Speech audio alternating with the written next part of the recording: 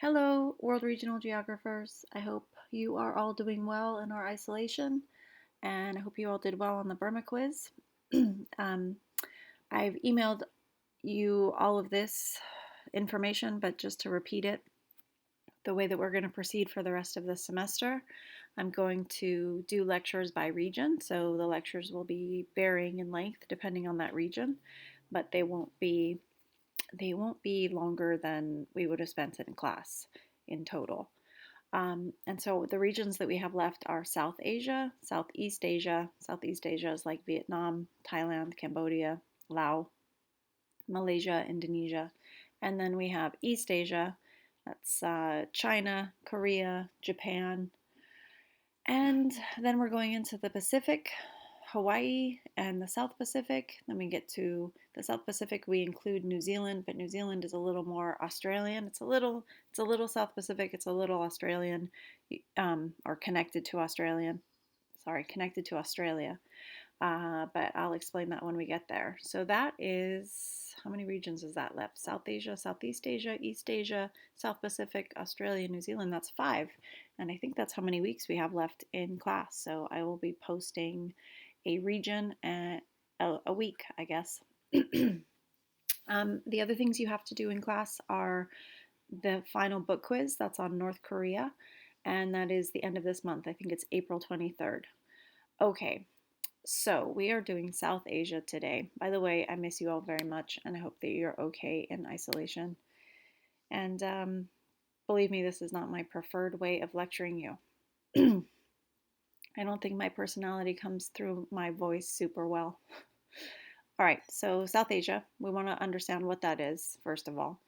And we want to understand some of the issues of this region. And guess what? It has a whole bunch. And yeah, so quote. I thought this would be a good quote for our current situation. God grant me the serenity to accept the things I cannot change, the courage to change the things I can, and the wisdom to know the difference. If that sounds familiar, that is the prayer that you start any sort of Alcoholic Anonymous or any kind of anonymous meeting. But it's good to remember. There's things that we can't change, there's things that we can change, and we need to know what the difference is. And then I got a Kurt Cobain quote for you. Kurt Cobain being the lead singer of Nirvana. Wanting to be someone else is a waste of the person you are. That's just a good reminder to all of you. Wanting to be someone else is a waste of who you are, but also there's a little, Kurt Cobain, lead singer of Nirvana. We're going to talk about Hinduism today. There you go. That's the depth of that connection. Okay, so extra credit between now and the final Slumdog Millionaire. If you've never seen that, oh, you have to watch this movie. It is a fantastic movie. If you have seen it, we'll watch it again. Watch it with your new understanding of South Asia and write me a one-page analysis of it. Rabbit Proof Fence is a movie that takes place in Australia. It's based on a real story. Neither of these are documentaries.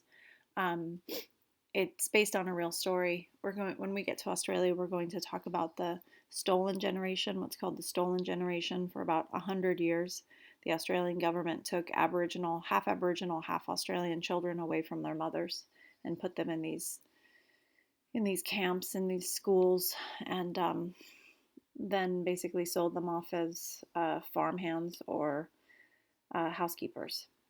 And Rabbit Proof Fence is the true story of three girls who followed this fence. That was literally the name of a fence. When we get to Australia, we'll talk about how Australians call it like it is.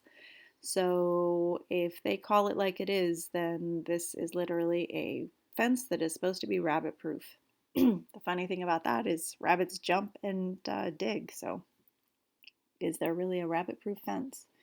So these three girls walked about 1,000 miles through Western Australia to get back home. It's a very good movie. Check it out. And then Explained is a docu-series. It's on Netflix. There are multiple different episodes. I want you to watch the episodes on K-pop because we're going to Korea in this last section of class. There is an episode called The Next Pandemic, and I thought that was on point for the current pandemic we're in. And then there's an episode on diamonds. So watch those all three together. They're only about 20 minutes long, which is why I put three together, and write one paper on these three episodes. So one paper, and one paper. Okay. If that doesn't make sense to you, then we can email. All right, so what is South Asia?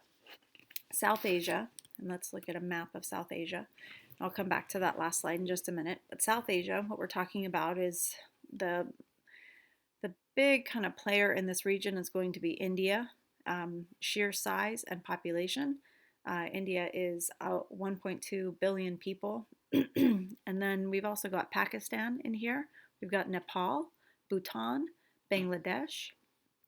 Sri Lanka is considered to be part of this region.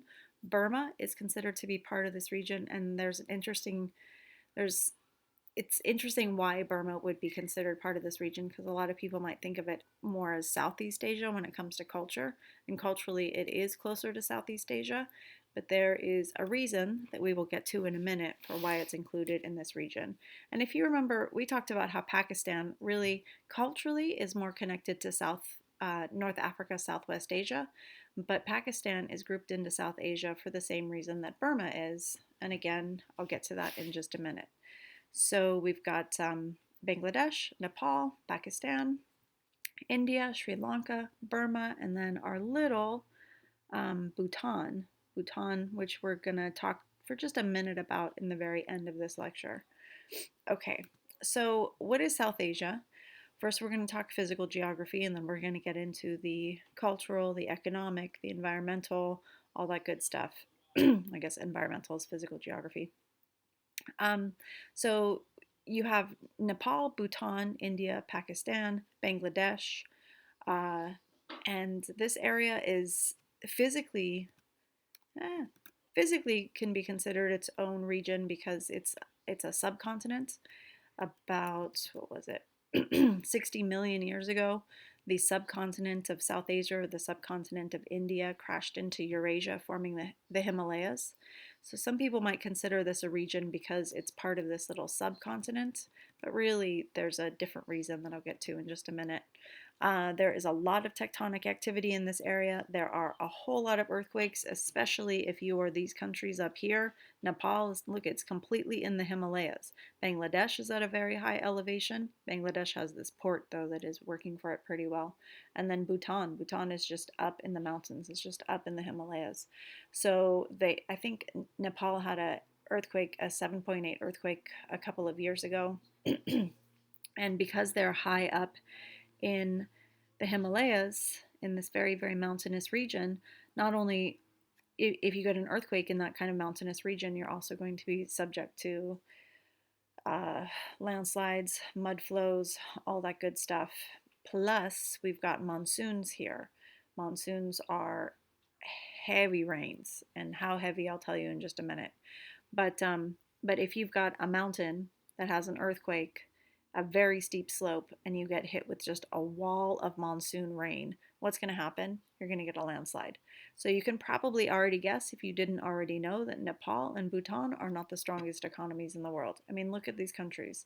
They are high up in the mountains, they are landlocked, and they have, look at how Bangladesh and Nepal almost touch, but they have this strip of India going right through them. That's an issue for them that we're going to talk about as well.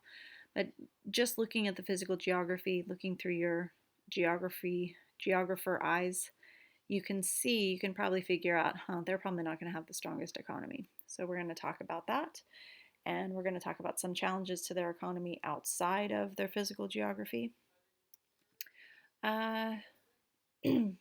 The landforms and climates are mostly due to tectonic processes, although, of course, being in the low latitudes, they're in the low latitudes. Being surrounded by not just water, but this is warm water. This is going to be a warm ocean. Now, I've said this a couple of times, but I'll just remind you that warm air rises. I know that you know that. Warm air rises, and air has mass. We don't think of air as having mass because we walk through it all the time. You know, you might get hit with a wall of air like wind, but we don't necessarily think of it as having mass. But because it has mass, when it rises, it leaves an open space, it leaves a vacuum, and nature does not like a vacuum. So more air comes and rushes in to fill that space.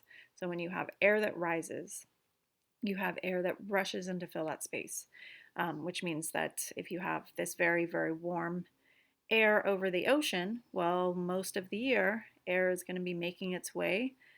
Think about it. Cold air sinks. Cold air is the air that's going to rush in to fill the negative space that's created when that warm air rises. So most of the year, what's up here? It's Russia. So most of the year you're going to have cold air making its way from Russia, making its way over the Himalayas. And if you remember, when air goes up over mountains, it dries out. So most of the year you're going to get some dry air hitting India, making its way to the warm currents right here, this nice warm ocean. But during the summer, there is a reversal of that. And we talked about that when we talked about Russia, but I'm going to remind you of that in just a minute as well. So, while a whole lot of the climate here is affected by tectonic processes because the subcontinent of India crashed into Eurasia and created the Himalayas, which created all kinds of little microclimates from orographic lifting, from also the spine of glaciers that are going to run along the Himalayas, which are going to create their own microclimates. And those glaciers, besides creating microclimates, are also going to create a fluvial geography in India, giving India a whole lot of water. All of that affects the climate of India. So India is affected by both its low latitude, sorry, not just India, South Asia is affected by both its low latitude as well as its physical geography, the landforms. Okay, or the tectonic processes. Surrounded by the warm Indian Ocean, like I said, and it's protected from cold by the Himalayas. So you might think the Himalayas, you just said, have a spine of glaciers. So how are the Himalayas protecting them from cold? Well, look at, you have this line of mountains that's essentially like either the countries of South Asia are right in the middle of those mountains, or they are right just south of those mountains. So, what happens when you have cold air that's coming from Mongolia, that's coming from Russia, and we're talking about Russian cold air, right? We described Russian cold air. We talked all about how freaking freezing it gets in Russia. Um, and so that air is going to be making its way to this nice, warm Arabian Sea here. And when it comes up over these mountains, it dries out. And then it's also going, so it dries out, but it's also going to, like, once it gets into the low latitudes and it's coming down the other side of these mountains, so my arrow keeps going away. So the air is going to rush, it's going to go up here, it's going to dry out, it's going to come down, and as it's coming down, it's going to adiabatically heat. When air comes down in elevation, it heats up. It's called adiabatic heating. And if it's up against these mountains, you can also have heating of air through radiation. So the Himalayas, what they do is they essentially protect South Asia from what would be just like cold air pummeling in from Russia most of the year. All right, so we have 3 seasons here basically: cool, hot, and we're talking hot. South Asia is hot. Yoga comes from South Asia, yoga comes from southern India. And if you have ever been to hot yoga or Bikram yoga, that is yoga that's kept in like a really, really, really hot room where you're supposed to sweat like crazy. Well, the whole concept of Bikram hot yoga is to emulate what yoga is like for the people who are doing it just in their everyday life where yoga comes from. So, yoga comes from down here, and it is very, very hot. It's a real schwitz. You know what I mean? Just like a schwitz when you're in this area. So imagine being in hot yoga. That is supposed to emulate what it is like to just do yoga outdoors in South Asia, just on like any given day. That's just the air. So, like, the hot yoga room is the air of South Asia. Does that make sense? You're walking around down here and it's like you're just in a room for hot yoga. You get an idea for how hot that is? and rainy. It gets very rainy with all the humidity. So you're surrounded by water. You have a whole lot of the sun's energy just pounding down on the Arabian Sea and the Bay of Bengal. And that's going to lead to warm air rising. That warm air is going to have lots of water vapor in it. And that water vapor, that's what creates humidity. The heat and the water vapor, that's that schwitzy, sweaty humidity that we all just love. So that humidity also leads to rain, which we'll get to in just a minute when it condenses enough. Okay, so we've got two major river basins, the Indus and the Ganges. So the Indus is over here in Pakistan. So the Indus River runs through Pakistan, and the Ganges runs right along here in India. Um, if you look at a population map of India, and I think I have one eventually, you'll see that the population, first of all, South Asia is very populated, and India especially is very populated. If we were to have a population map that showed like population density with the color red, well, India would be pretty much covered in red, but this would be like a scarlet all along here. People live along the Ganges. One, because people live where there's fresh water. And two, because the Ganges and other rivers are considered holy in Hinduism. I'll come back to that in a minute when we talk about Hinduism. Okay, so um, the Indus River Valley is where the home of our second oldest civilization in the world. And the Ganges, like I said, has significant religious uh, um, significance. I just said significant twice, sorry.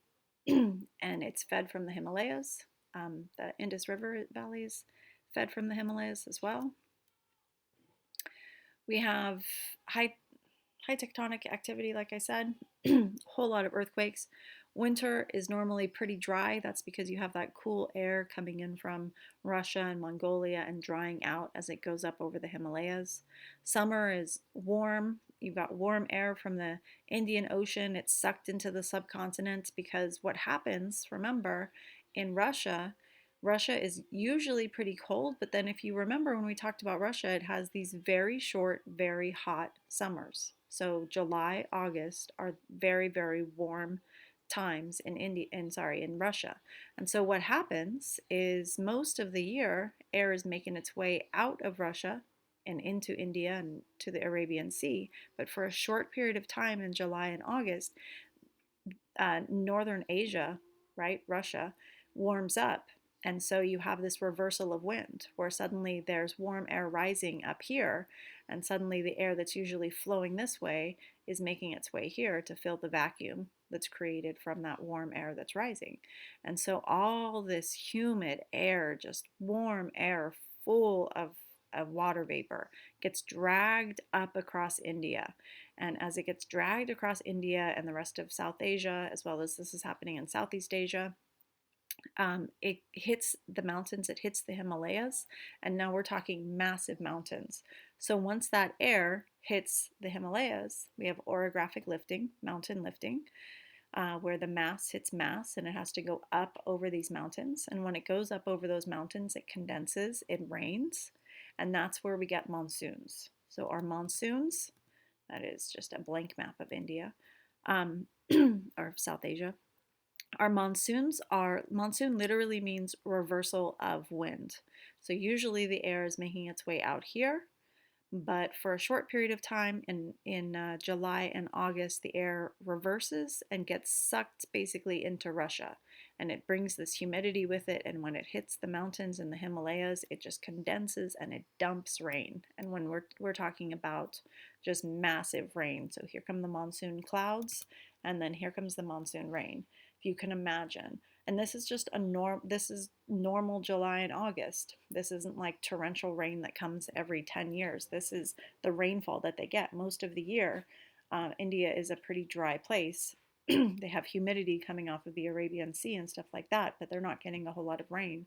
This is when they get rain. And they get rain. They get like feet of rain. They can measure their rain not in inches. Here, a normal year for Santa Barbara should be about 14 inches of rain. There, they're measuring it in feet, if you can imagine. So Uh, if the monsoon cycle is broken, so even though they get that like massive rain, if you have some sort of a climatic issue that year, if for some reason Russia has like an especially cold summer, or if you're in El Nino. El Nino is something that affects us here in California, but it affects basically anybody who is close to the Pacific Ocean. So while we get very wet years here during El Nino, South Asia is in the middle of a drought. They don't usually get their monsoons. So if they don't get those monsoons, that's their rain for the year. And it can create serious droughts, and serious droughts for a billion people. Okay, so there is South Asia. See the mountains, the Himalayas. See how South Asia is really kind of cradled by these mountains. But also you can see that there are some mountains through the area as well. This is the Ganges River Valley, the Indus River Valley. It's a river valley, right? It's being fed by glaciers. It's being fed by the minerals that the water's absorbing as it's coming down these mountains. You've got nice biomass in here. These should be very, very fertile places. Okay, there's our monsoon rain again. Now you've got environmental concerns in this area for sure. So you have over a billion people in South Asia. Climate change is going to affect this area just like it's going to affect anywhere. But when you're looking at over a billion people, that means that what happens in Asia will happen to the rest of the world. So, if that makes sense, whether it's South Asia or whether it's East Asia, what happens in Asia, because there are so many people there, it will affect the rest of the world. So just look at sea level rise. We're supposed to see 1 to 5 meters of sea level rise in the next 50 years. If you have 162 million people just in Bangladesh, an area the size of Iowa, and you see a 5 foot sea level rise, I just said 5 meter. That should be 5 meter, not 5 feet. If you see, oh, it's gonna bug me. Da-da-da. Meter. Yeah, that's Nepal. I'm going to show you that picture in just a minute. Okay, so 5 meter, 20 million people living like right in that 5 meter range are going to be displaced. That's just one country. That's just Bangladesh. We're looking at the projected 5 meter water level rise in the next 50 years. Just 20 million people from this one country, and that's not even the big country in this region. So when we talk about the number of people who are going to be the sheer numbers of people who are going to be displaced from sea level rise, we're talking some serious migration. South Asia has a whole lot of rivers, but the three largest rivers are fed by glacial runoff. And so you have 800 million people in South Asia. There's more than 800 million people in South Asia, but there's 800 million people who are relying on these three major rivers. And those rivers are constantly fed by glaciers, just like here in California. The Great Valley is fed by the Sierra Nevada and by the snowpack that runs along the Sierra Nevada. Well, what happens when that snowpack starts to melt? Well, we're going to get floods, and South Asia is going to get floods when their snowpack along the Himalayas starts to melt. And they're going to have years and years of crazy flooding, but then eventually the glaciers are going to be gone, and then you're going to have nothing feeding your rivers. So from like an abundance of water flooding, and there's other things that are affecting that flooding that I'll talk about in just a minute. But then eventually that water will be gone. Those glaciers will have melted, and now you're going to have serious water shortages. Water shortages in a place with over a billion people, and many of those people displaced because of sea level rise, because if those glaciers are melting, they're going to make their way into the ocean. That's why we're going to see that sea level rise. So you have people who are being displaced, and there is less fresh water for them. India has been storing large deposits of grain and corn to combat those water shortages. But yeah, and India is one country. The entire world has to do something about climate change.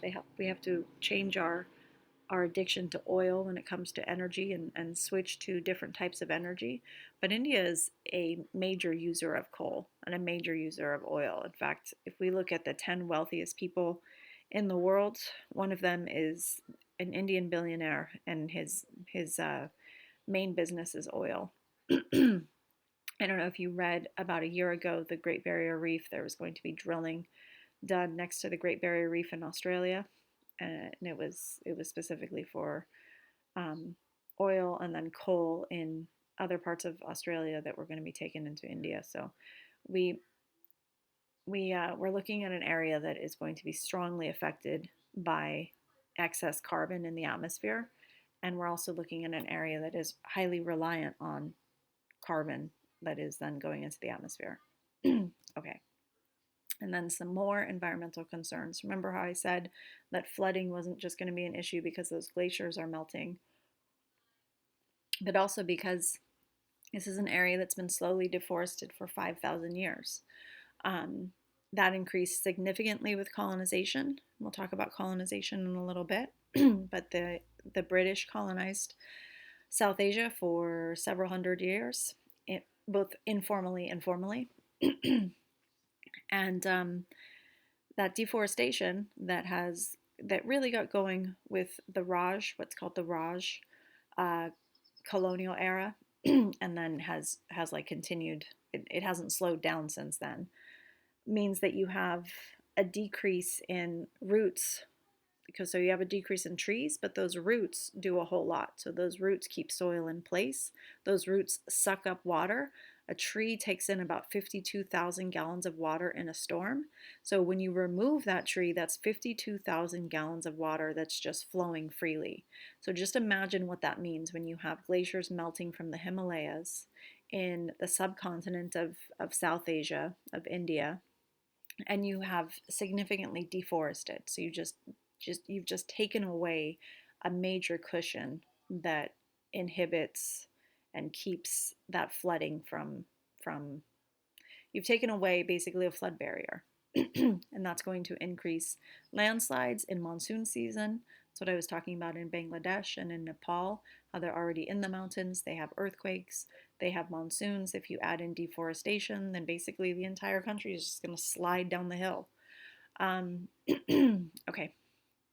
So, and then those dry years, when you don't have monsoon season, then you have this loss of humus. And if you remember all the way back to when we talked about North America, when we talked about the Great Depression and the Dust Bowl that happened in North America, if you remember, there was a kind of a trifecta that went into place, and one of those things was overplanting in like the prairie area of the U.S. and a drought. So with that overplanting and with a drought, we had this loss of humus. Humus is like the good stuff in the soil. It's the nice, like rich, if you've ever been a farmer or planted something and you have this like rich black soil, it's full of humus. When we lose that humus, that soil basically like turns into brittle, almost sand, and then it's not going to hold anything. It's not going to hold any water. But unlike other places with some serious environmental issues like China and Russia, India has a vibrant culture of environmental activism. And like 1973, you have this tree hugging social forestry movement. That's just one example. And there's a reason for that, and it's cultural. I'm going to get to that cultural reason for that in just a minute. Okay, and some more. Water. Never underestimate how important water is.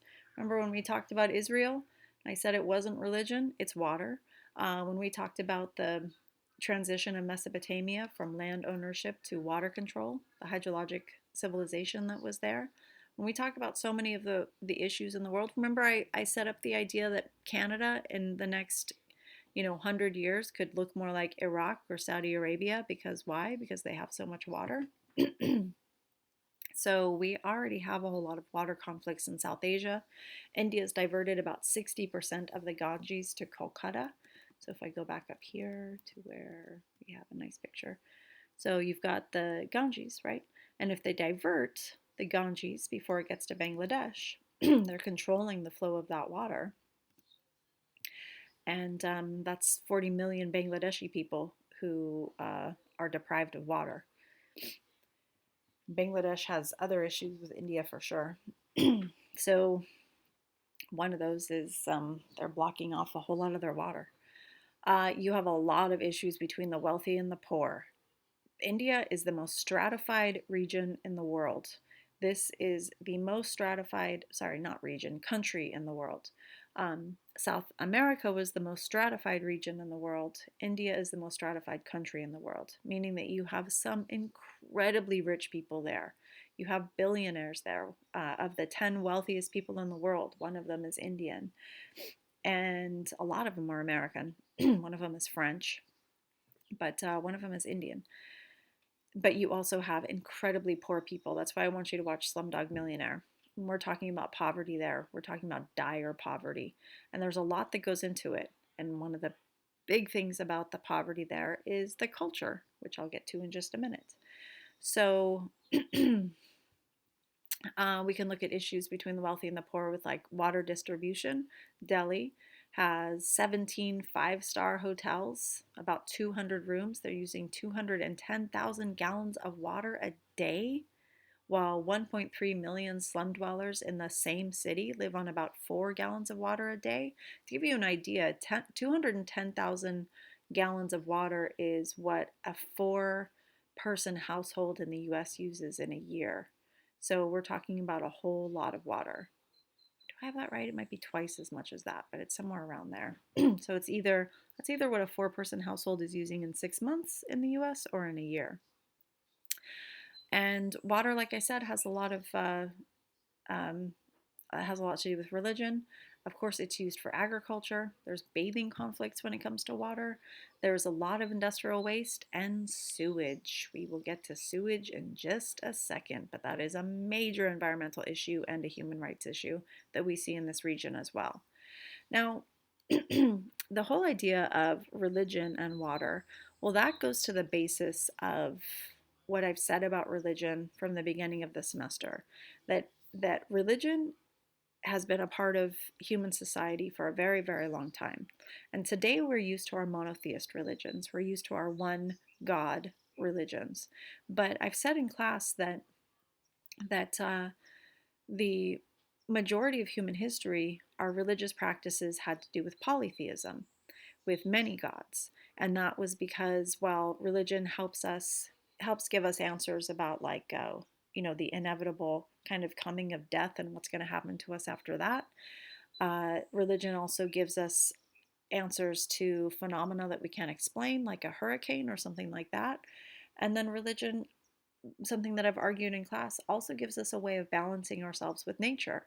From Canada, where we had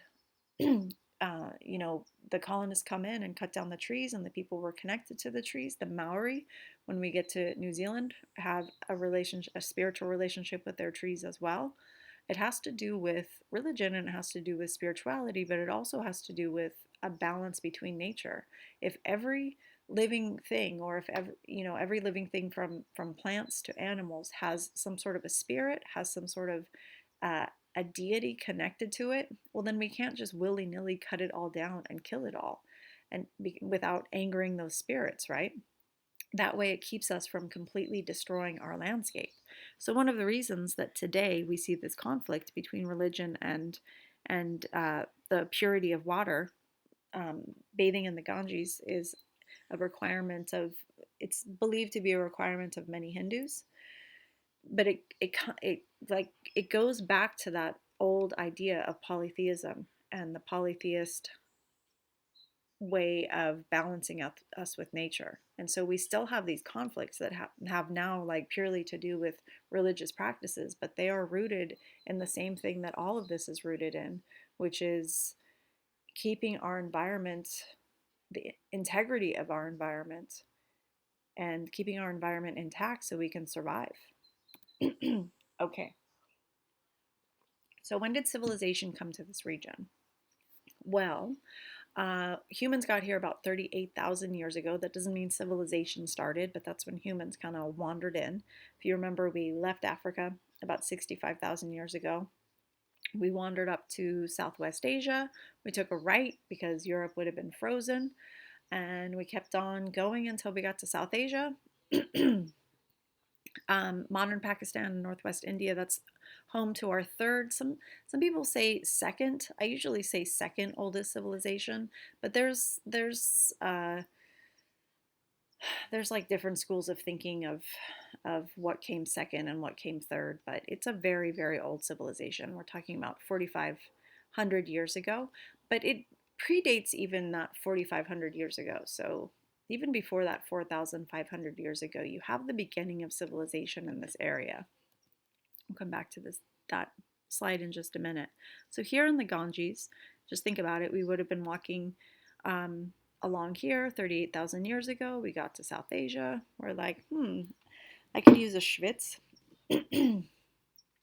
And Mesopotamia would have developed 11,000 years ago. So some people think that what developed here might have been people who migrated from Mesopotamia, made their way into South Asia, might have like brought ideas, but I think that you had the same kind of recipe of a river, a major river system, really good fluvial geography, a floodplain that would have led to very nice soil that's rich in humus, soil that's rich in has like lots of good access to water, and you would have had people figure out agriculture, and with that agriculture, land ownership, all the stuff we talked about with Mesopotamia would have come about.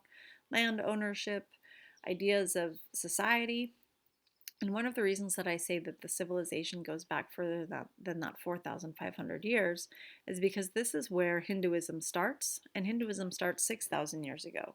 Hinduism is our oldest of our major religions.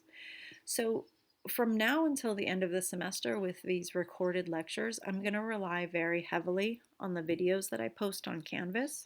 I keep posting videos and they go along with what we're talking about. So I would love it if you paused right now and went and watched the video that I posted on religion.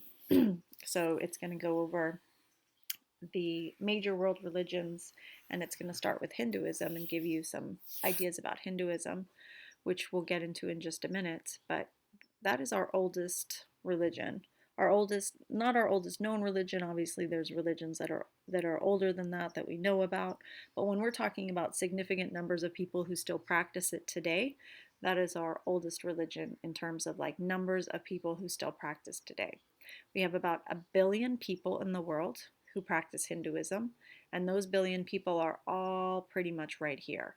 It is an interesting religion. It's an outlier for so many reasons, and I'm going to get into it in just a minute. But Krishna and the beginning of Hinduism starts right in here, which tells me that if that started 6,000 years ago, you had at least some semblance of a civilization that started as well. Okay. You had a whole lot of, so when we talk about civilization, that can mean a lot of different things, but it mostly means trade. It means development of the things that we think of as kind of organized society today. Things like religion, things like roles with gender, but also technology. So you had piped water, we had sewage disposal. That's interesting because we're going to talk about some sewage issues they have in South Asia today. Towns were planned with wide tree-lined boulevards, so you had like this grid system that was planned 4,500 years ago. They traded with Mesopotamia 4,500 years ago, right? But they would have started their civilization before that. And people have invaded over and over and over again. Remember, we watched that interactive map and we looked at how people have invaded South Asia, or sorry, Asia and Southwest Asia. And let me find a good map. We looked at how people have come in and invaded Southwest Asia, and one of the reasons, like in Afghanistan, for example, people will talk about all the different quote unquote tribes. Well, so many of those different people, those different ethnicities, if you're talking about the Hazara, if you're talking about the Pashtun, they're like remnants of old societies that would have taken over and been in control of this area for a while. So here in Pakistan and in India, it's no different, where you would have had a lot of different people who tried to come in and control. From Central Asia, the Persians, that's Iran, the Mongolian Empire. And I would love it if you went and re-looked at that map again. It's called Maps of War. I'll post it on Canvas, but it's Maps of War, and it's the imperial history of the Middle East is what it's called. And then Europe came in. Alexander came from Greece. Alexander kind of famously made it all the way and controlled all the way across from Greece to northern India. And then Aryans from northern Europe. So these are real people. Sometimes we think they're kind of like a mythical Norse people that the Nazis talked about, but Aryans came in from North Europe, and that's why when we look at India today or when we look at South Asia, we see a whole lot of color variance. Um, so South Asia is a place that has a lot of different people, but it also has a lot of different culture. And there's so much evidence for that. One is the religion, the major religion in the area, Hinduism, and I'll get into how that's evidence of that when we talk about Hinduism. Another is the sheer number of languages. India alone, just this one country, has 800 living languages right now. 800 languages spoken in this country today, right now. That doesn't mean that the people who live there know 800 languages, but and then the variance in color. If you go down here, people are a lot darker. So people are a lot darker in skin tone. And if you're up here, people are a lot lighter. And that is from a couple of different things. One, the invasions of like the Mongolians. Mongolians would have made it up here in South Asia, right? The Greeks and Alexander would have made it all the way over here, but once again in northern South Asia. And then the Aryans came down, so it would be good if I had a map of the world. Here's my map of the world. Da-da-da. Look at how technologically savvy I am. Technologically savvy, and I can't figure out how to make this thing bigger. Okay, so the Aryans would have come from up here. They were probably from Latvia, Estonia, this area. And they would have made their way through Russia. They would have come down through Kazakhstan, Uzbekistan, all through here. And then they would have, for a while, colonized and controlled North India and Pakistan, today's North India and Pakistan. And they're Aryan, right? Aryans are known for being, I don't know, what's the first thing that comes to your head when I say Aryan? They're known for being pretty light-skinned.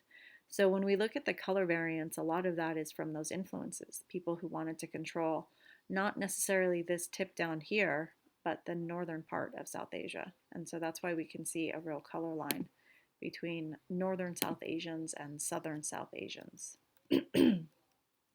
Okay, Jews got there, 2,500 years ago. Christians made their way there. Islam made its way there as well. Arab traders and later Arab conquerors brought it into Pakistan, Afghanistan, northwest India, and then down into Indonesia and other places like that. So let's look at just some facts about India before I get into the culture. You've got 20% of the world's population, 4% of the world's fresh water. The GDP per capita is $1,000, but GDP is such a dumb number. Like it varies so much. You have one of the 10 wealthiest people in the world in India, and then you have people who are living on like literally like less than 50 cents a day. So this number doesn't mean that much. um,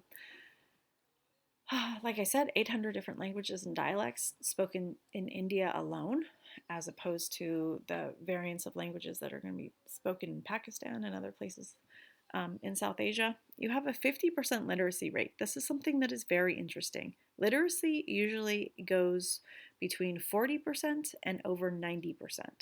So when we look at literacy, how many people can read in a country, usually the number is skewed to 40% and below or 90% and above, if that makes sense. So usually if you're looking at literacy, it's either like in the lower end or it's in the above 90%. And the difference there is whether you have access to education or not.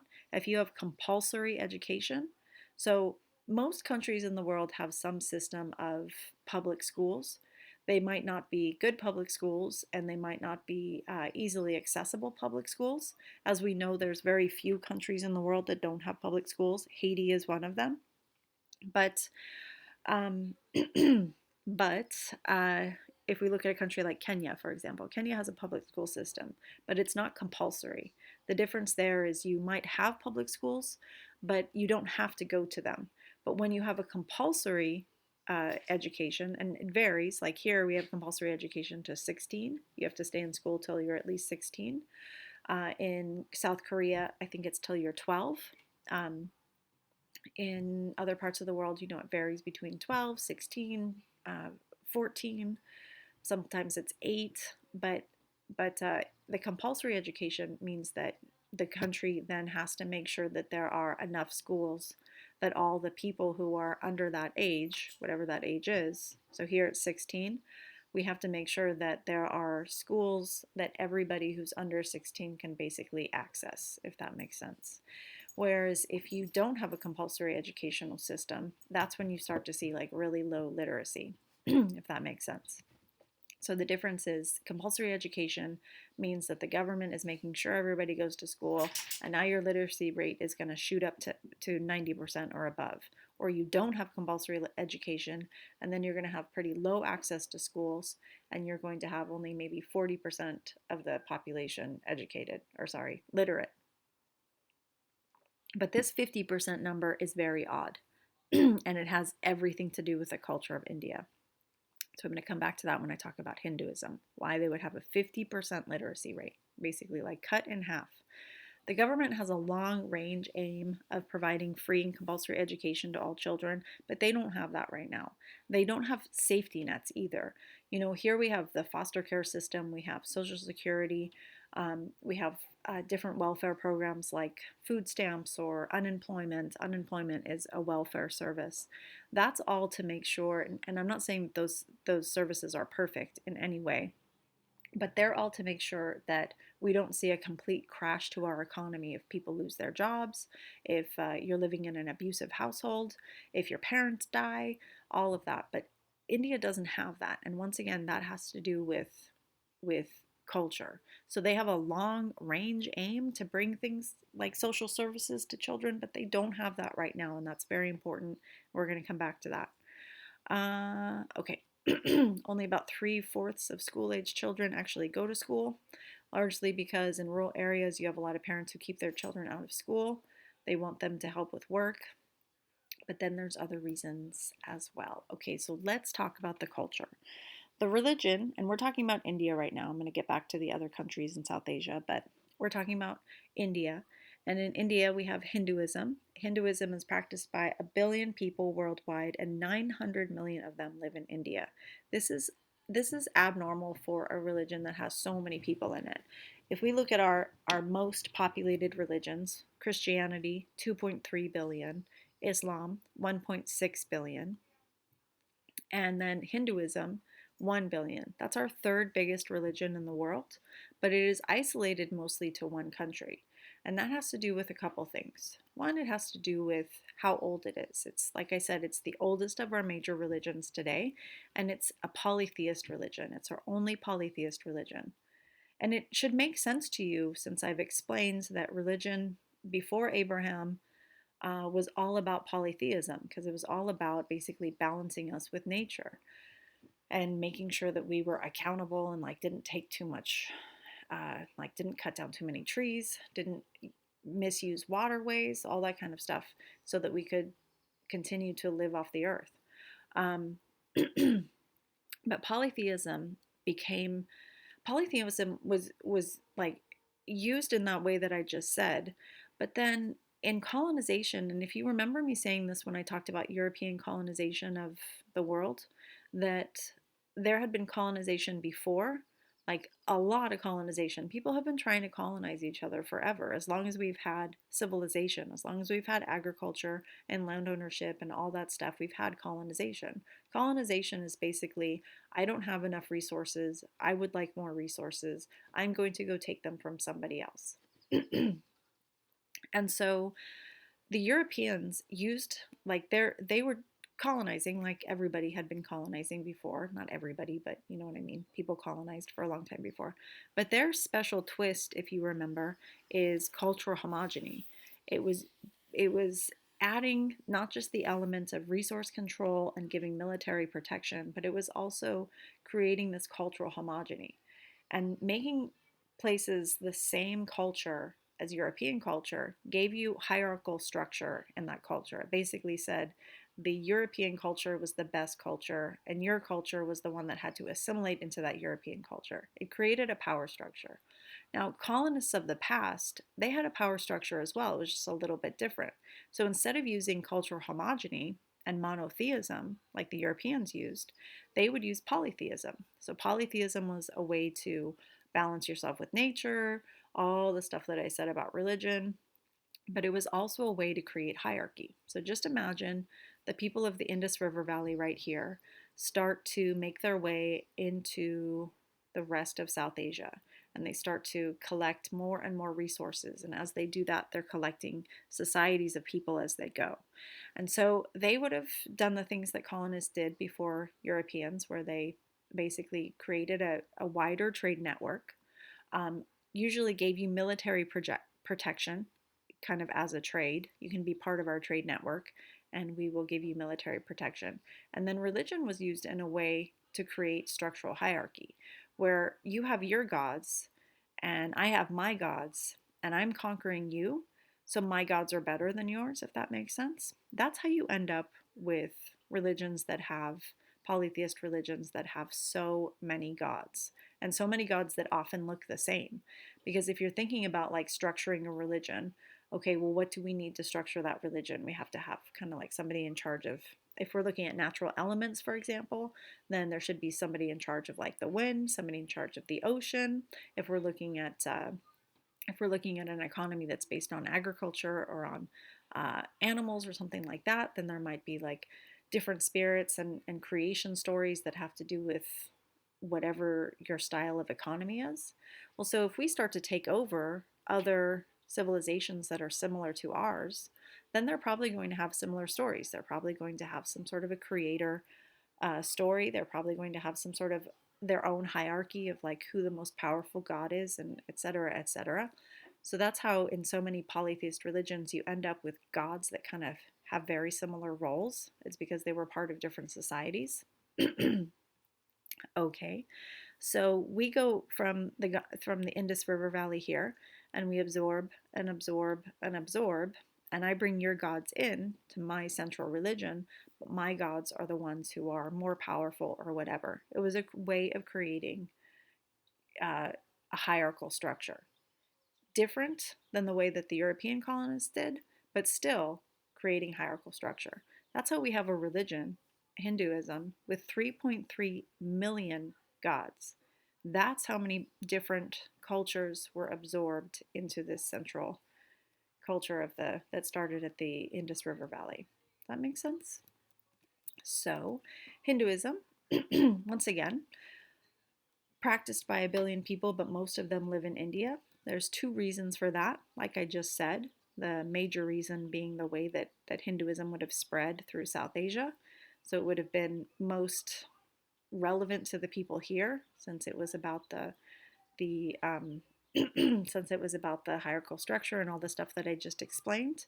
But also, you don't really have a history of South Asia going and conquering big parts of the world. They definitely conquered South Asia, and that's a significant part of the world. But with the Arab conquerors, for example, they took over North Africa, Southwest Asia. They traded down into Indonesia and spread Islam there. They spread Islam into North Africa and East Africa. European colonizers spread Christianity to the Americas, to Australia, New Zealand, like all these other parts of the world.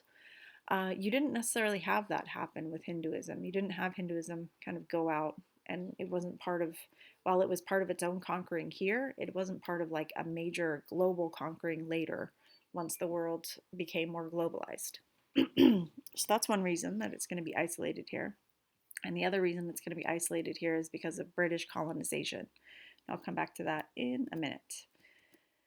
So, it is highly complex and it's highly localized, and yet should make sense to you why it would be highly complex and highly localized, because it is, like I said, basically a collection of religions.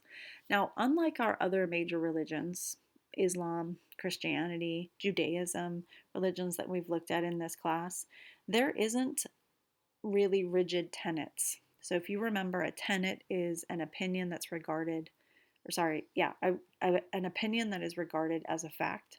Something like Jesus Christ died for our sins. Well, Christians believe that to be true, but for people who aren't Christian, that's an opinion.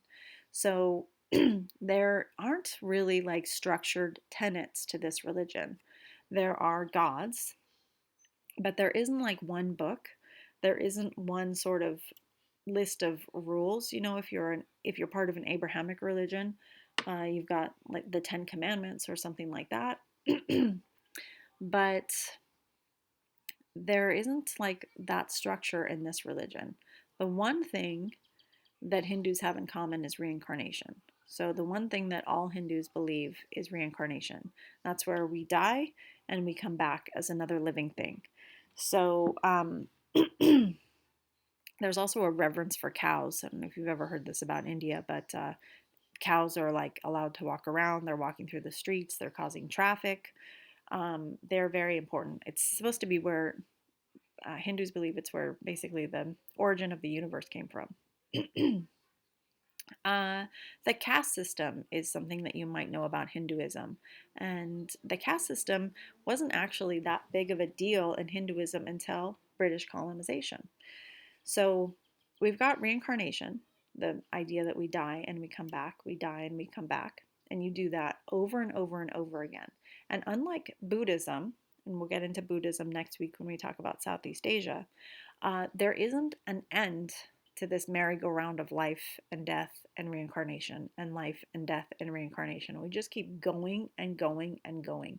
Buddhism gives you kind of an off, that off being nirvana, that off being uh, you could eventually reach enlightenment and then transcend this merry-go-round of life and leave behind your human bodily, I don't know, confinement.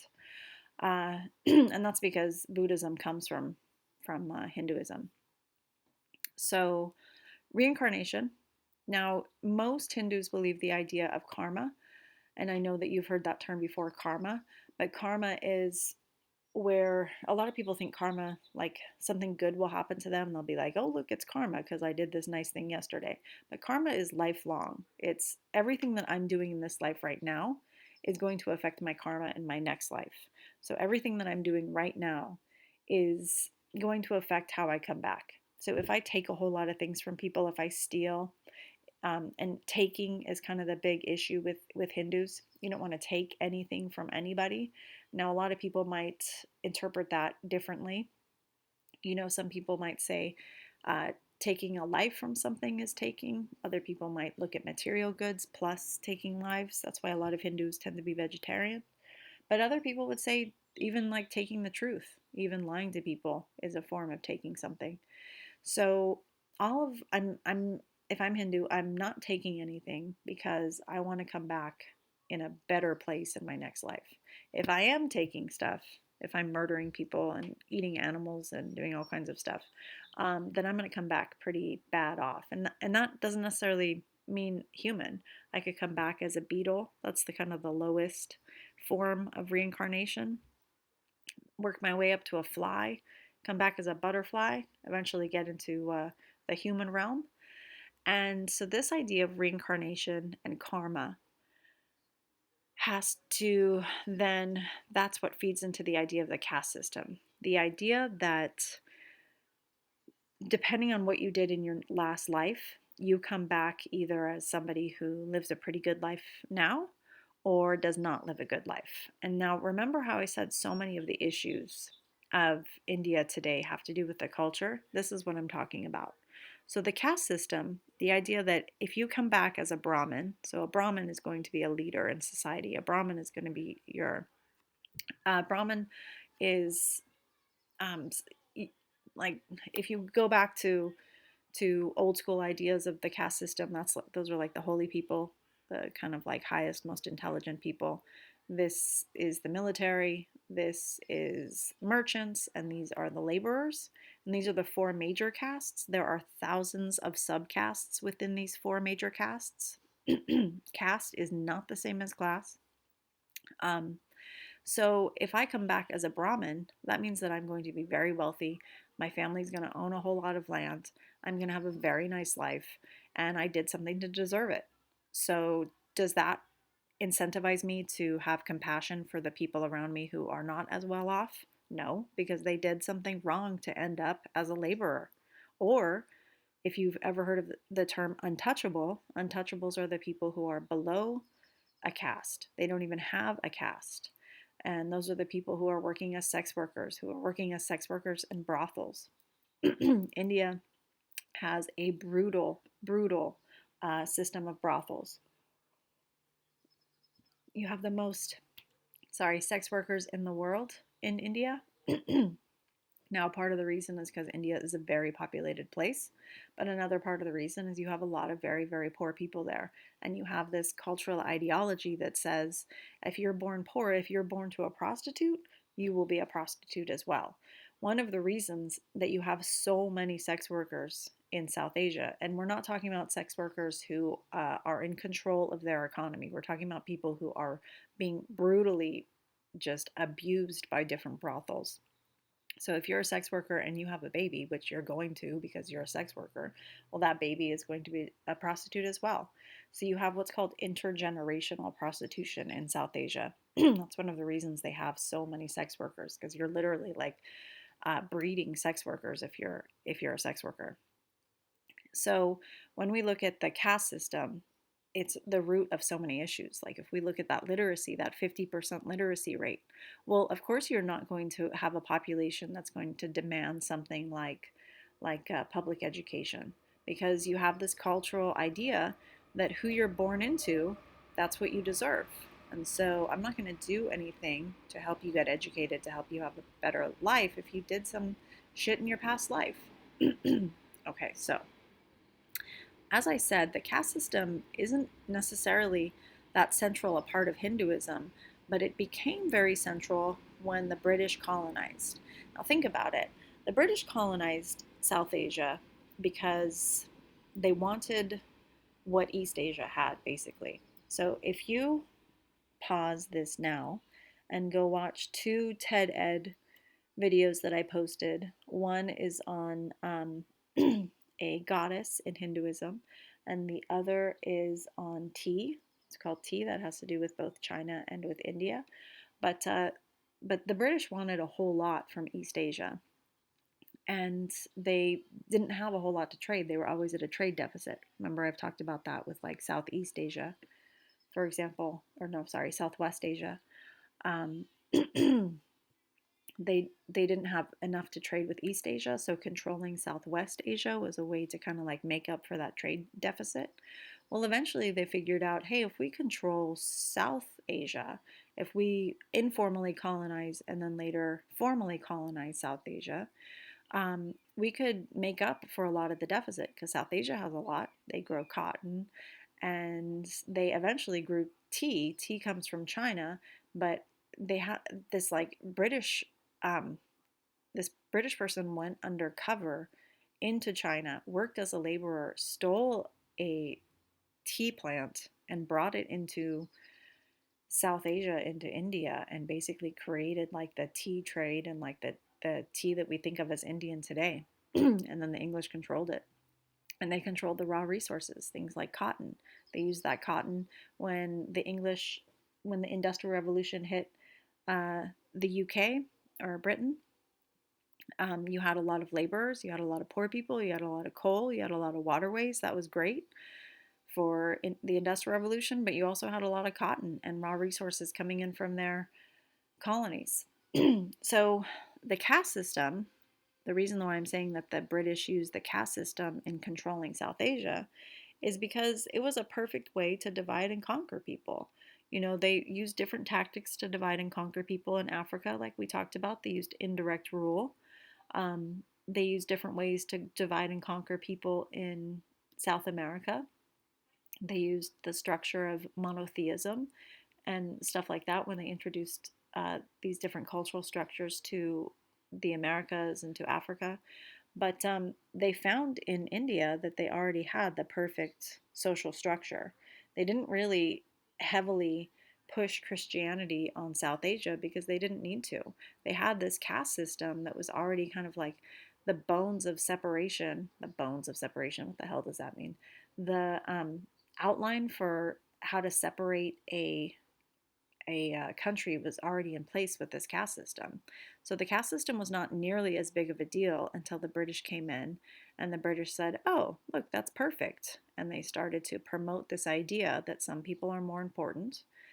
Just think about indirect rule over and over and over again. In South America, indirect rule was between poor Europeans who were given like huge plots of land, and then they became the landed elite. In Africa, indirect rule was taking existing aristocracies and putting them in control of multiple different nations of people. And here in South Asia, it was taking the Brahmins and putting them in control of the other castes.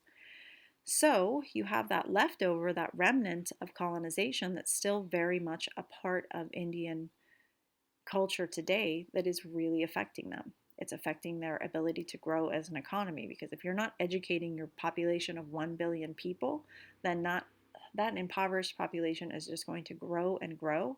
And that is a whole resource right there. I mean, that is a whole workforce resource that they are not training because of this cultural conditioning.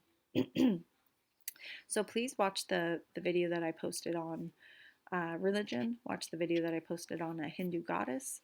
But I wanted to point out this Hindu goddess. So remember, there's 3.3 million gods and goddesses in Hinduism. And they vary. They're very regional. You might have heard of some of the big ones, like Lord Rama, for example. But there's a whole lot, and they're very localized, they're very regional. And this goddess was a rat goddess. So there's this temple, and it is completely dedicated to rats. And when you walk into this temple, you're supposed to leave milk. That's like your blessing on the goddess. And there are rats running around this temple, like everywhere around this temple.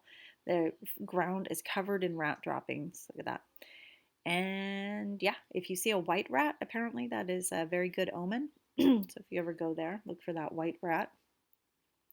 And then other things. Another interesting factoid about Hinduism. It just left my brain. What was it? I was talking about the rats. Oh, do you know that that there's a whole market for hair here? So a lot of people here in the U.S., and not just in the U.S., in other parts of the world, buy hair and they weave it into their hair. So we have this cultural idea that we have to have very thick, very straight hair on our head and no hair anywhere else on our bodies. And so a lot of people will buy hair, and they'll buy hair from Indian women. Indian women have thick, straight hair. There's a huge market for Indian women's hair. And you might wonder, like, where is all this Indian women's hair coming from? Well, because it's such a huge market here, we're talking about a $9 billion industry here. um, where you have people who are running around literally like cutting women's hair off in India. Like you'll be at a movie theater or something like that, and somebody will grab your ponytail and just freaking cut it and run away with it. But then there is this temple where, in order to show your modesty, you're encouraged to go and shave your head several times in your life. So you have these women who, because of this regional like this regional focus of Hinduism in this one part of South Asia, have this idea that sacrificing your hair shows modesty, and it's this sacrifice of like vanity. But that temple makes more money, or no, I think it's second to the Vatican when it comes to religious sites that make money, because they're selling that hair, and that hair is like freaking gold. So there you go. You can do whatever you want with that. That was to show you how sometimes religion can be used in as a like somebody's own pious good intention of shaving their hair and showing their modesty or whatever can also be exploited by other people. This is the Taj Mahal. You probably have seen the Taj Mahal before. It is a very famous building in the world, and it's a mausoleum. So you had a I'm forgetting the name of the person who uh, ugh, they had a leader. I'm sorry, I'm completely blanking on the name of the shoot. All right, sorry. He had a leader, and his favorite wife, not just his wife, but his favorite wife. He built this for her, and she's interned here, and so is he. So they're both buried in here. So a lot of people think of it as like this great icon of love, which it is, but at the same time, it is a fantastic way to show you the extreme stratification of Indian society because you have this marble building. It's not solid marble, it's a marble facade, but still you have this marble building that people come from around the world. This is like on their list of things they have to do in their life. And right outside, you have this. So if we pan back from the Taj Mahal, here's the Taj Mahal, you have this extreme poverty. I mean, is there a better picture to show the stratification of the haves and the have-nots in India? Just the poverty and all of the issues that come with it, the vulnerability, all the issues that come with it. When I talk about Southeast Asia next week, I'm going to talk about Buddhism, and remember this kind of scene. I'm going to talk about a scene that looks similar to this. Maybe I'll just bring this up as a picture. Okay, so let's talk about marriage in this area. If you don't know, but maybe you've heard that arranged marriages are a thing, and they are a thing still. 90% of the marriages in India are arranged. 90%. 90% of the marriages today are arranged in India. Wealthier families might consider the wishes of the bride and the groom, but not always. And you still have this idea of a dowry and a bride price. So a bride price is what usually the father of the bride is, or sorry, the father of the groom is going to pay the father of the bride, and the dowry is what the bride brings with her. So does she have animals to bring with her? Does she have land to bring with her? Does she have money to bring with her? It's still a big part in marriage. It's a freaking transaction. And I shouldn't have said it like that. It's a transaction. Uh, so usually a bride goes to live with her husband's family and becomes a source of labor for her mother-in-law. This is a trend we're going to see in East Asia as well, and it's going to tell you a whole lot about son preference when we get to East Asia. You have a son preference here as well in India. Son preference is where you want to have a son. And you want to have a son, a lot of people are like, oh, because they're just sexist. Well, they're that kind of misogynist idea that like a son is more valuable than a daughter has to do with what your daughter's role is. Your daughter's role in the society is to get married and go help her husband's family. Your son's role is to take care of you. So if you want a retirement plan, you better have a son, and that's where that son preference comes from. Motherhood can determine much of a woman's life, her validity within her marriage. Widowhood is sometimes seen as a disgrace on women, and widows rarely remarry in this area. So you have a whole variation because it's such a stratified economy. You have some women who get married in like fancy Indian wedding ceremonies. They're going to be like 3 days, literally a 3 day celebration. Whereas if you're a poorer person, which most of the country is, you might get married in one of these mass. This is an Indian bridal procession, so this is going to be a mass wedding. Now, a lot of people in the past, I've shown this picture and they think that like it's a free for all, like there's just a mass of women and a mass of men and they run into each other and hopefully you grab somebody that you like. Well, they know who they're going to marry. It's just this is a less expensive way to get married. Now, another issue that we see in this area, not just in this area, but in this area, like in terms of it's a significant issue. This happens all over the world. This happens here. This idea of early marriage or child brides. Now, I question this terminology, the idea of a child bride, because that suggests something. It suggests a measure of willingness, like, oh, she's a bride, she's just a child. I mean, is it if you are below the age of consent, and we're talking about people as young as 5 in northern parts of India, you can have people who are as young as 5 who are married off before puberty. Are you really a child bride, or is there another term that we can use for this?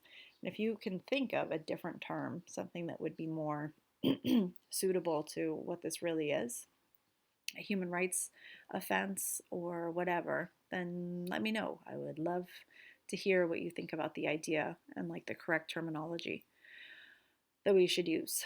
You have a lot of uh, under 18 or younger married to much older men. Now, it's not always a much older man. It might be somebody who's around there. I mean, not a 5-year old, but who's a teenager or something like that. But you often have this huge, let's call it a May to September relationship. You have premature pregnancy. Premature pregnancy is a huge problem for a young girl's body. The Your body just isn't ready yet for pregnancy. So it can be an issue with your fertility later in life. It can be an issue with your general health, your ability to recover. It's a leading cause of death for girls from 15 to 19 in this region is premature pregnancy.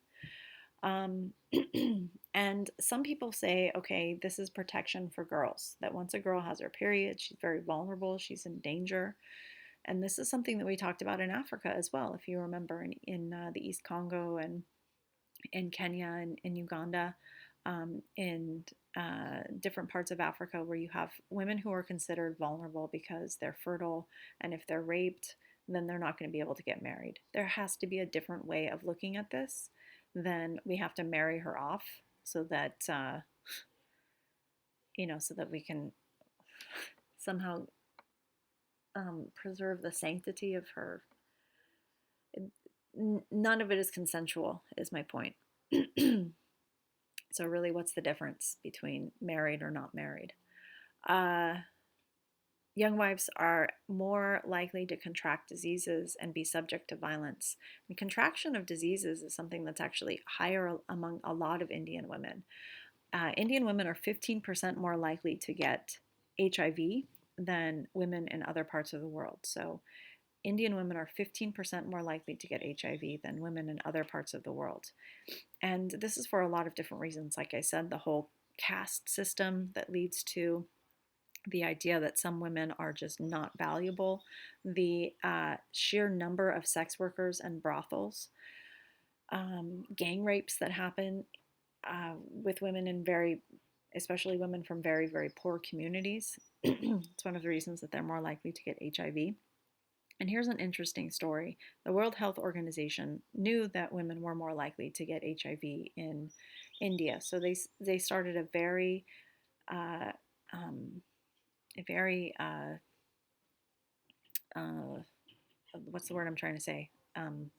Aggressive campaign to get condoms out, and so they made condoms available everywhere, and like condoms everywhere. They just made it rain condoms, but they didn't think about the right size. So while they had like all these condoms that like went out to the to like everywhere in India and were being used, they weren't the right size. Like the World Health Organization didn't even pay attention to the idea that one size does not fit all when it comes to condoms. And so without the right size, you had like the vulnerability didn't decrease. All right, so why would young wives be more likely to contract diseases? I want you to think about that and maybe give me some answers, send me some emails or some messages, and tell me why you would think that young wives would be more likely to contract diseases and be subject to violence. So there we go. There's our young child bride, a couple of couples. Okay, we have a lot of toilet troubles in this area. This is both a human rights issue and an environmental issue. You have about 665 million people who don't have access to a toilet, and that number has probably gone up since the last time I looked at this number. So we're probably looking at more like 700 million people who don't have access to toilets. The government has pledged to build 60 million new toilets, but the problem is that with 700 million people who don't have access to toilets, that means that you literally have 700 million people just defecating, urinating anywhere. Now, this causes all kinds of issues from safety, public health, first of all. So let's start with public health. You have the issue of feces and urine getting into waterways, getting into soil. About 80% of diseases in rural parts of India are caused by water contamination. And that water contamination, a lot of it is coming from just this free flowing uh, fecal matter. And then you have the safety issue. You already have a culture that has this stratification of people based on who they were born to. So now, if you see somebody out here defecating in the street, they're subject to abuse, they're subject to being raped. You have women who are defecating out here on the street and are gang raped. Uh, and then there's the environmental issues. Like I said, there's the public health issue of having feces and urine get into waterways and into the soil, but then there's also the environmental issues of all of that and the bacteria.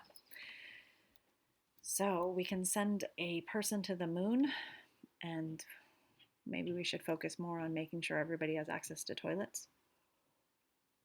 So let's talk British colonization, and then let's understand a couple of the issues between like Nepal and Bangladesh, and how these countries even became countries. And we'll end with Bhutan, a little bit of Bhutan.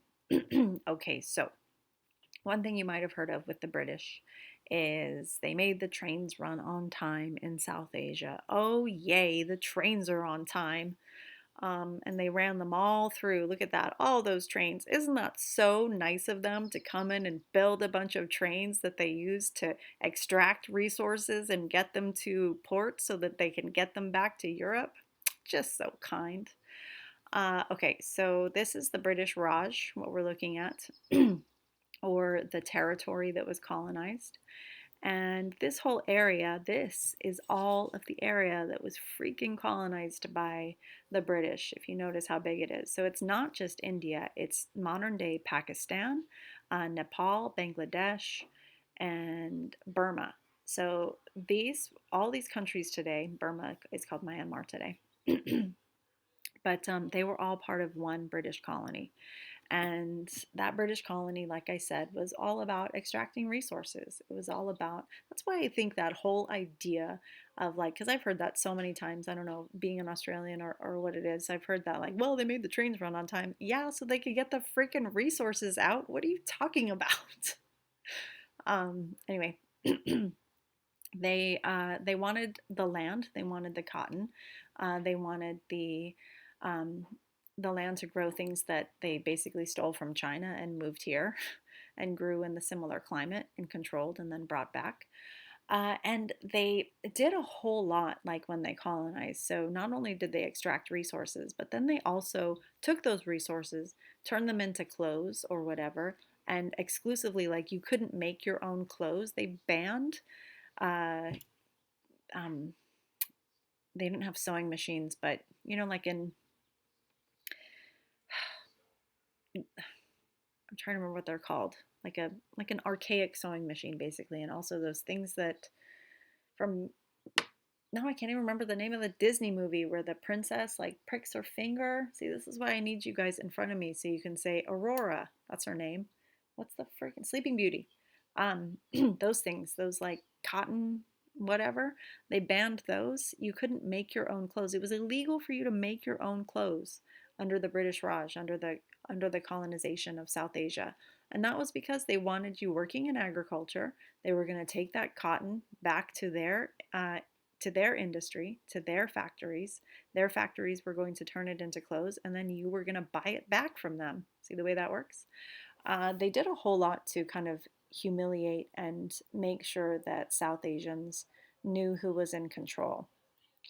And so one was like making it illegal to make your own clothes, and you had to buy them from me. You have to grow the cotton. I'll go turn it into some itchy thing for you to then buy from me. And I'll make sure it gets to you on time because here comes the trains. So, uh, so they used the caste system, like I said, to kind of divide and conquer in the same way that they divided and conquered other parts of the world. Not with the same system, but in the same sort of like, what convenient thing can we use to put some people in charge of other people so that we can colonize and use the resources? Why did England want India? Like I said, it's because they wanted the resources, they wanted the land, they wanted the climate to grow things that they couldn't grow in the UK, and they didn't want to buy them from China anymore. You had this informal imperialism, like I said, from 1600, but 1830 to 1947, that's the formal period of colonization. That this period profoundly like influenced politics, society, economy, and all the ways that I've described. Promoting the caste system has profoundly influenced the society of today and the political system of today. The British Raj that I keep saying that term, was India, Pakistan, Bangladesh, and Burma. Those were all the areas controlled, and they were all part of one big colony. And like I said, it was primarily to get material or resources from South Asia and sell a lot of them back to South Asia. so, so then what happens? What happens is Gandhi, right? Gandhi comes in. So Mahatma Gandhi comes in. Now he was revolutionary for a lot of different reasons. One reason he was revolutionary is he fought a bloodless revolution. And the reason he was able to do that is because of the camera. So Martin Luther King Jr. takes the same idea and uses it in the civil rights movement. And the reason that it hadn't worked before is because you didn't have the camera before. Basically, their idea was let the world see how these people are treating us. Let the world see us being beaten for doing nothing more than gathering salt or making our own clothes or spinning our own thread or whatever. And Martin Luther King used the same idea with the civil rights movement. Let the world see us getting beaten and attacked by dogs because we want to sit at the Woolworths counter. And the reason that it worked is because people took pictures and they sent those pictures out, and the rest of the world was appalled. And the rest of the world said, we're not going to do business with you anymore.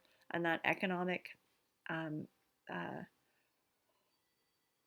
threat, the threat of a stilted economy, was enough for um, for India to give up South Asia.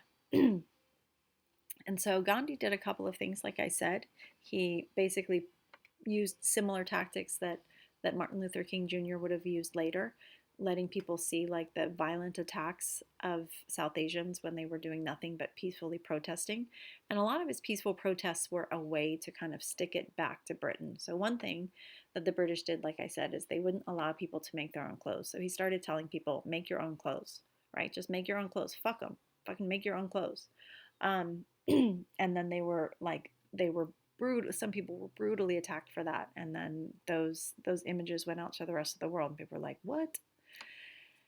And then you had the collection of salt. So you had this 270-mile walk that Gandhi went on, and along the way he collected people. And he walked. I mean, he could have taken the train because remember the trains were all running on time, but he had people walk because of visibility. He wanted to show people their power, encourage people to come and join him as they walk to the sea and collect their own salt. Now, salt was something that was banned as well. You weren't allowed to make your own salt. You had to buy it from the British. Salt comes from a lot of different ways, but like there's different ways to get salt. It's a mineral, right? And you can collect it from the ocean. You got ocean water. If you have very salty water, which you're going to have when you have oceans that are in the tropics, they're saltier. You have more evaporation, so it's leaving more salt behind. And so if you basically create your own little salt mine right here along the sea, you can collect salt. So you weren't allowed to collect salt. Now this was particularly brutal because you need salt for your body to function normally. Salt kind of gets a bad rap today, but remember I described South Asia as being a place that is similar to just being in hot yoga all the time. So if you're constantly sweating, you need to replenish your salt. Like when I used to train for marathons, I used to train for marathons and we would sweat for like hours and hours and hours running like 25 miles. I would take little salt packets and put them in the water that I was drinking. And people always ask me like, "Oh, was it salty water?" No, like it was a salt packet dissolved in like no, sorry, that was an aggressive no. It was like a salt packet, dissolved in 24 ounces of water. I really didn't taste it, but it was enough salt that it was like replenishing the salt that I was missing. And so, by making these people who were laborers, who were agrarian laborers, they were mining, buy salt instead of collecting their own salt, it was particularly humiliating. It was saying, like, not only do you have to buy this essential thing, like, we're going to make you buy it from us because we know that you need it, but it was also a way of saying, I control your body, right? Like, I literally control your body, and I'm going to determine whether you get like the minerals that you even need, like the basic minerals. So, in collecting salt, it was a way of collecting people. It was a way of reminding them of their humanity, reminding them that they were worth more than just having to like beg for the basic minerals that they needed to survive, to like for their body to function. And it was to show them their power, their collective power. So, um, like I said, salt is a mineral essential to the body, all this good stuff. So that and several other tactics meant that the British eventually left. And when they left, they divided the country, they divided this Raj into the four countries that we talked about. And they created those four countries, among other things, for the populations, for the religious populations. And again, this is why I remember how I said Pakistan is part of this region, but it's kind of more culturally similar to Southwest Asia, and then Burma is part of this region, but it's more culturally related to Southeast Asia. So they created Pakistan for Islamic people. They created India, would have been for Hindus, and then Burma for the Buddhists, and then Nepal. Nepal for Sikhs, but not so much just for Sikhs. There's also Jainism and Buddhism in Nepal. But really, the three big countries, Pakistan, India, and Burma, were all about kind of this like, here's the home for Islamic people, here's the home for Hindu people, and here is Buddhist people. And so people literally picked up because they didn't conveniently live in those places. So you had Islamic people pick up and move here, you had Hindu people pick up and move here, you had Buddhist people pick up and move over here. Not everybody did, of course. Some people were like, no, I'm not going to do that. I'm going to stay here. And so, guess what that leads to? Today, what are we going to have in all of those countries? Isolated minorities, religious minorities. And remember, something that I've tried to like really drill home throughout this entire class has been, it's not so much about the religion or about the history. It's about when you have a minority of people, a small population of people, they are always easy to blame. So here in Burma today, you have the Rohingya, and I posted a video on the Rohingya in Burma and how they are being annihilated. I mean, this is ethnic cleansing. You have this small population of Islamic people who are going into Bangladesh every day, uh, who are running out of Burma because they're being murdered. And again, it's not so much about Islam versus Buddhism. Buddhism is supposed to be a religion where you don't kill anybody, anything. You're not supposed to kill anything. But so it's not about religion, it's about isolated group of people. If I want to take control, and if I want you on my side, I can just blame this small group of people here, and you're not going to look at what I'm doing either because you're more concerned with each other. In India, we have the same thing. That's one of the reasons that I want you to watch Slumdog Millionaire because, don't worry, this isn't a spoiler, but the main character in it is Islamic, but he's living in India, and you see a whole lot of the way that he's treated differently because he's Islamic. And then, same thing here. In Islamic Pakistan, you have pockets of Hindus, you have pockets of Buddhist people, and they are not treated well either. So, so let me give you some basic facts about Nepal. So I wanted to I brought up these pictures. Okay, we have Nepal. Look how pretty, just beautiful. Up in the Himalayas, earthquakes. Come on, other picture. Mountains, green. Is that an animal? Is that an animal? Oh, where did that go?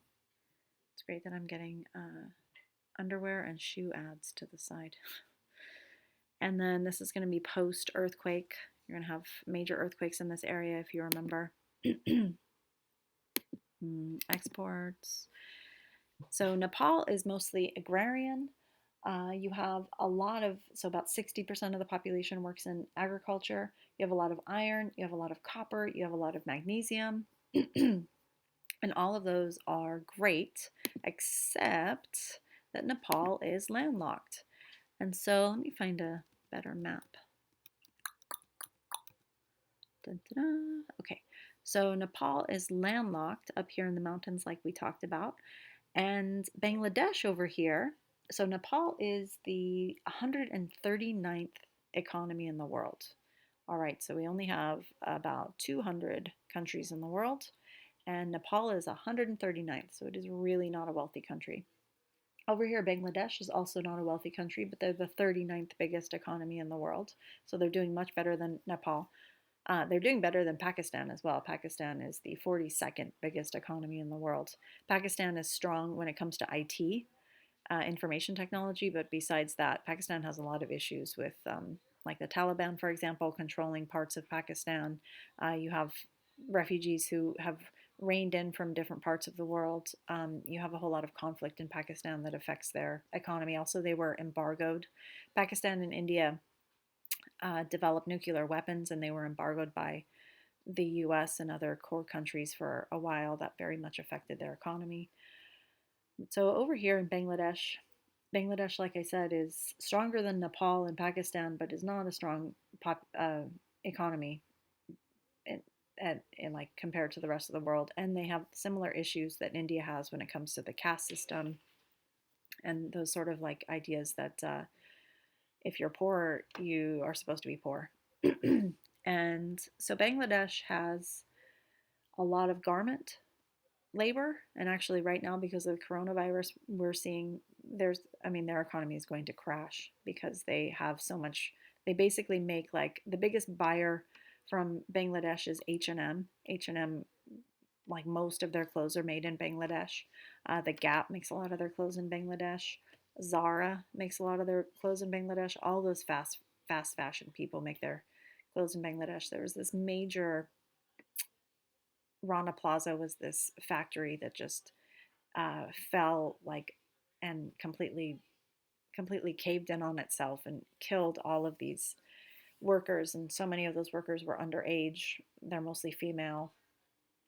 And okay, so Bangladesh has that, but it is, like I said, a stronger economy.